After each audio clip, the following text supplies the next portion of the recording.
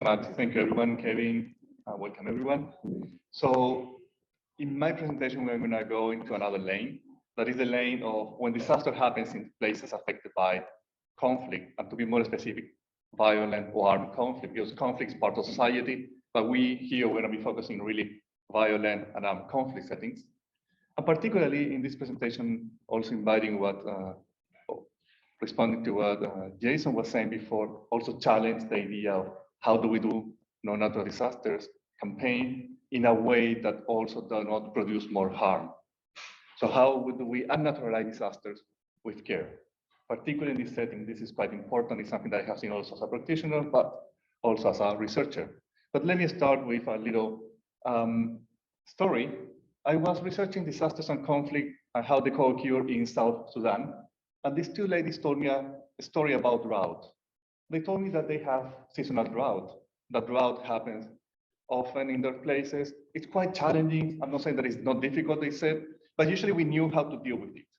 We go to the market, we can sell the goat, the extra goat, and then with that money we can buy the fruit and veggies that we have not been producing or the seeds. We also were able to, for example, store some seeds for the next season and so on and so forth. However, since the conflict erupted, since all the work came in, all those coping mechanisms were erased. Going to the market was challenging and insecure.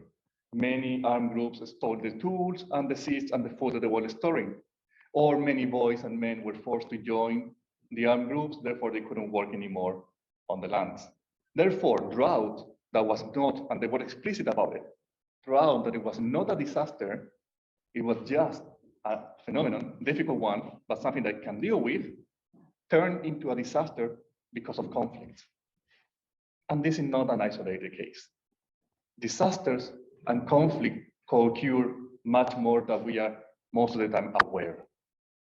The numbers are quite striking. There is a bunch of research that we have been doing in the last couple of years with some other colleagues. And interesting enough, up to 70% of the countries affected by violent conflict are also facing or also face a disaster. And as we know, I won't repeat, it's not bad luck. It's not God that they don't like them. There is clear reason why this happened. But not only disaster happens a lot in places affected by conflict, and we will see a little bit more why, also the impact of disaster is quite striking. In the statistics that we have, only 1 out of 3, so a third of the disasters in the world happen in places affected by conflict. However, more than 50% of casualties related to disasters happen in these places. Therefore, the impact of disasters in these places is quite high for multiple reasons, the level of vulnerability, the lack of response capacity. We're going to open this box a bit more. And opening this box, this is a lot of text. I know that usually is not recommended. So in the next slide, I'm going to summarize this in only 3 points.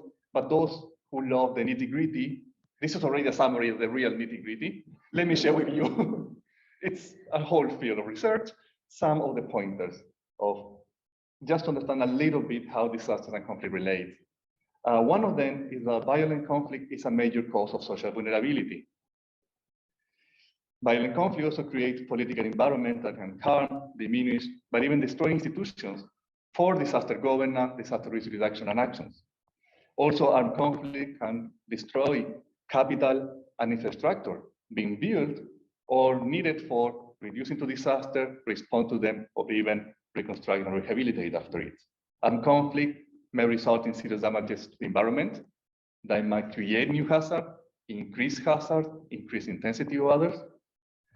But also in places, imagine places under war. I was talking about South Sudan, but imagine also Afghanistan, Iraq, but also places like Latin America, for example, places controlled by drug cartels, that where I also work a lot. Responding in these places is quite dangerous and difficult.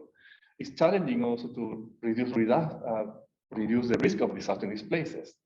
So armed conflict brings all these challenges.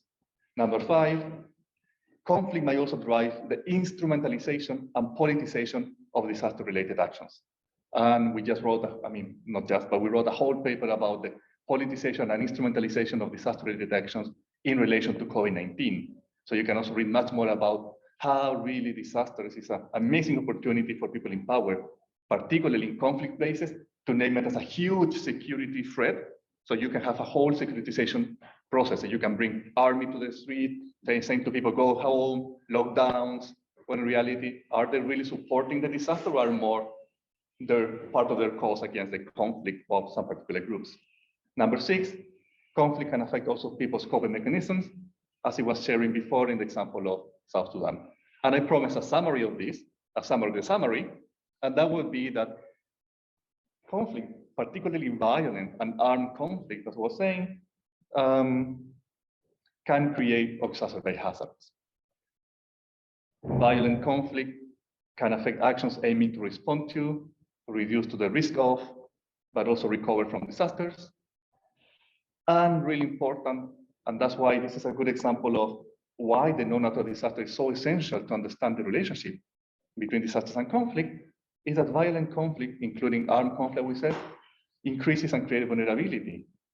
And if disasters are based on vulnerability, and we have another phenomenon that creates vulnerability, there is a reason why it happens so often that normal situations like the drought or others, hazards, turn into something disastrous in these places. And that explains a lot of the co-occurrence of them. And I need to be clear about here, we're talking about co-occurrence, not correlation. I'm not going to the details now. If you have questions, we can talk later in the Q&A. But I'm not saying that there is directly that when there is conflict, there will be disaster or other way around. But it's a reality that they co-occur much more than we wanted, but that's also avoidable. And then the non-natural disaster discussion that we're having here, we also need to take them with a pinch of salt, especially in these places. Disasters, by saying that they are not natural technically, and I won't repeat all what we have been talking so far, and maybe you know even better than me, is also saying that disasters are political. But violent conflict, it's also political. So technically what we are talking is two massive political phenomena clashing, interacting. So in the end, we are developing a whole complex system of multiple politics coming together. And you can imagine how that can go. We have a lot of politics not talking to each other, reinforcing each other. So we are in a really kind of political scenario. So how do we deal with these highly weak, complex emergency and situations? There's many ways. I want to bring in this presentation only one of them because it's a really well-known one, and it's the one that most humanitarian actors do. Humanitarian actors in humanitarian crises, usually they know how to deal with politics by mainly depoliticizing their actions. And the main umbrella or framework that they use for it is the so-called humanitarian principles, mainly the neutrality and impartiality one. For those not aware, neutrality means I'm neutral. I'm not interested in the conflict. I'm not interested in the parties. I'm not with one group or the other. I'm just here to support people affected. I don't care about the politics about it. And impartiality is this, I'm going to help everyone with regard, I don't care who you are, your race, your class, if you're rich or poor, which side you belong to. I'm just impartial. And that's how humanitarian actors usually try to navigate these highly conflicted settings. But we have learned after years of research of disaster-related actions in violent conflict is that disaster actions in conflict-affected places usually tend to use the same strategies. But also people understand disasters in this place in the same way. This is in Afghanistan, for example, but these same statements I have heard everywhere. When I was doing research in Afghanistan, people many times told me, well, disaster affects us all, you know? And we know, again, these are one of the big myths that the non-natural disaster and decades of research and central research have demystified. Disasters do not affect everyone equally. Gender change things, poverty change things. I'm not going into details that you might know. People think also disasters are neutral, similar to the idea they affect us all. They don't have an inclination, a political inclination or a religious inclination, or even borders. This idea that they don't know about borders, well, they might know, technically, I would say. I'm not going to the disaster is about but karma, lack of God's punishing us, because something that you probably have heard also before. But really important, also people working on disasters in conflict zones, they usually phrase it, this is just technical, this is not political. And that's a way of getting away from situations. And why all this is important? Because to change systems, we need to understand why they exist. To change systems, we also need to understand the purpose that they serve. We like it or not, in these cases, natural disasters, the concept and the idea serve to a purpose. Funding organizations are willing to invest because disasters are not political. And that means that my investment is kind of safe. If I'm investing, for example, in peace building or other things, it's quite sensitive. That won't fly far away. You know, people might destroy these actions because they see the actions related to one actor or the other. So it's quite self-a-purpose. And I'm trying to be careful here. I'm not saying that I'm fully into non-natural disasters, but the point is that by recognizing as political and by doing all of this, we might also need to be aware of the risks of doing this in places affected by conflict. People might start pointing fingers. So wait, the people in power are responsible for the bullets, the poverty, the inequality, the suffering, and they're also responsible for the drought and the flood and the earthquake? Okay, now we really need to deal with these people, you know? So you might create more conflict. You might exacerbate conflict. You might create new sources of conflict. If you don't, with carefulness, mindfulness, you'll talk about these processes in place under conflict. And now we're talking about disasters in conflict, but part of the research is about how conflict disaster, but also you can reverse the equation, disaster affecting conflict. And this is a way how, by talking about natural disaster, you can create or exacerbate conflict, which, as we know, conflict might create conditions for more disaster, and then more conflict, and then new disaster and new conflict. And then you have a huge spiral of complexity, problem, and suffering.